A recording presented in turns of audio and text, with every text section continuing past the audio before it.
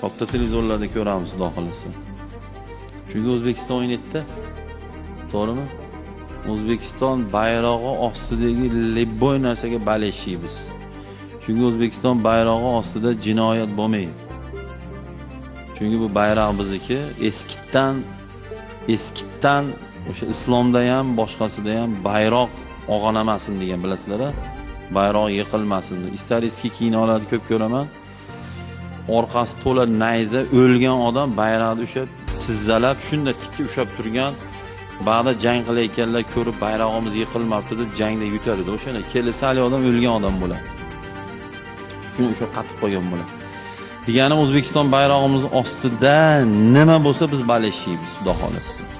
Zarrodino degan gap bor ruschasiga, vatan uchun. Faqat oldiga inshaalloh. O'zi bu bolalar tarixda mixlab qo'ydi. Chempionatga chiqishi o'zi bitta tarix. Endi ag'iga omad bersin deymiz, iloh. Omadlarni bersin. Yuzlari yorug' bo'lsin. Chunki bu jahon chempionati kichkina maydon emas ekanlar. U katta narsa. Birinchi chiqishimiz ilohim natijada chiroyli. O'zbekistonimizdan ketgan futbolchi yigitlarimizga Alloh taolo omad bersin, kuch-quvvat bersin, chiroyli o'sha yerdagi holatlar nasib qilsin, yuzlari yorug' bo'lsin, o'sha joylardan xursand bo'lib kelishlarini Alloh o'zi nasib qilsin ya arhamar rohim.